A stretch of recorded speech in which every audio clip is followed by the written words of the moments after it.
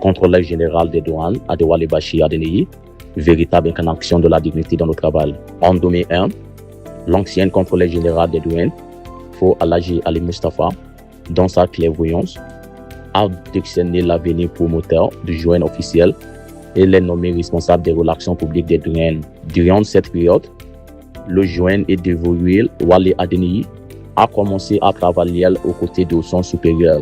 Il gérait les communications, la documentation et effectuait de nombreux déplacements. Sous la pluie comme sous le soleil, violant à la transparence et à une contribution maximale à la mobilisation des recettes au profit du gouvernement fédéral.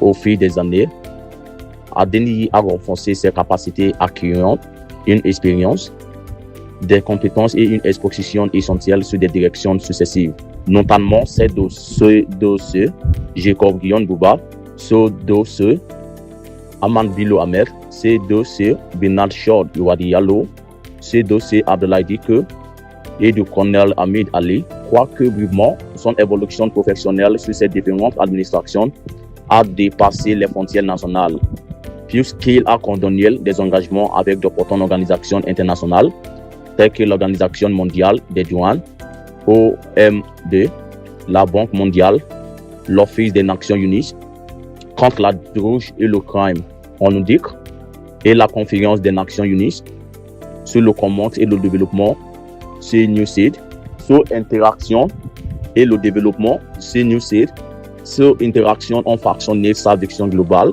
en matière de facilitation du commerce, de sécurité aux frontières et de modernisation douanière. Le destin, la préparation et le son de service ont convergé lorsque le président Bola Ahmed Tinubu, architecte de l'agenda de renouveau de l'espoir, a nommé Wale Adeniyi, contrôleur général des douanes, le plaçant à la tête du même bureau où il avait autrefois servi comme attrissant de l'image. Fort de plus de 27 années d'expérience cumulée, son leadership est devenu comparable à un poison d'or qui ne peut se cacher, visible et admirable tant au niveau national qu'international. Dans une première historique au sein du service des douanes du Nigeria, le programme Custom Care a été lancé en mars 2025 comme une initiative globale de responsabilité sociétale. Le programme répond actuellement aux besoins sociaux en amont et en aval grâce à des interventionnels marquants dans les 6 zones géopolitiques. Orphelins, veuves, écoles et hôpitaux en bénéficient, redonnant espoir, dignité et sentiment d'appartenance aux communautés vulnérables. Les 4% de la marque salariale annuelle, soit équivalent de 50% du salaire mensuel de chaque agent consacré à Custom Care, ont un impact direct sur les vies, souvent loin des projecteurs braqués sur les objectifs de recettes et le renforcement des opérations douanières.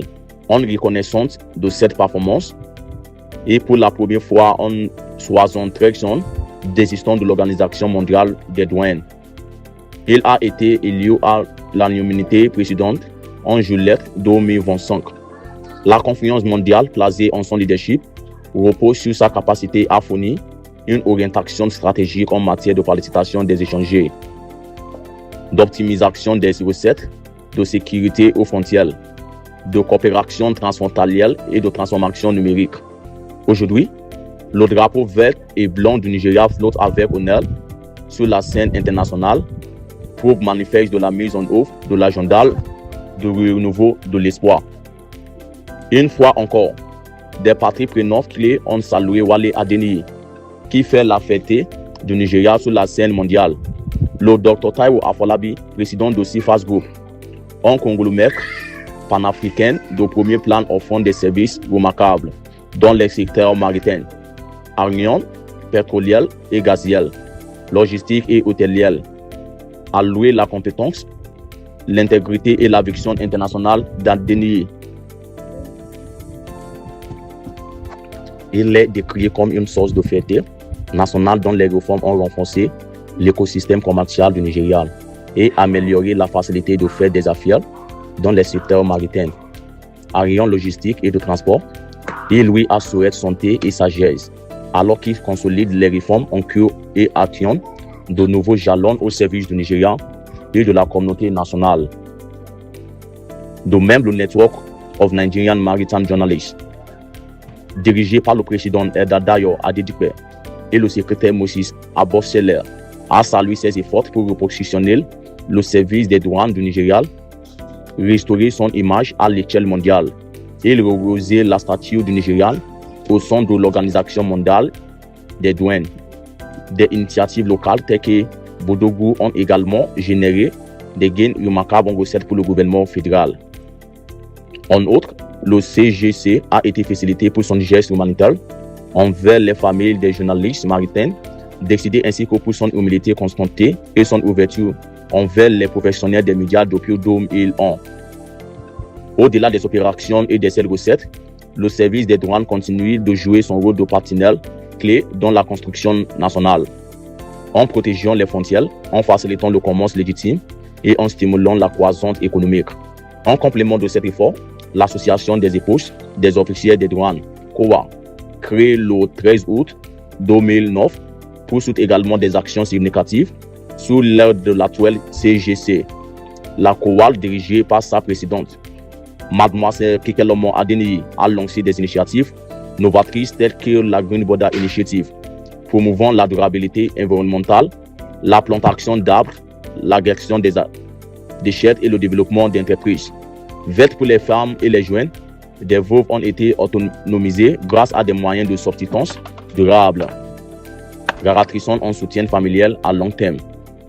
Par ailleurs, les agentes féminines continuent d'exceller, remportant des distinctions dans des disciplines sportives telles que le handball, tandis qu'une agente remarquable est entrée dans l'histoire en voyageant à moto du Nigeria jusqu'en Belgique. En effet, derrière le succès de CGC, Wale Bashir Adeniyi se trouve en partenariat solidaire et visionnaire renforçant la conviction qu'un leadership transformationnel prospère grâce à la force collective.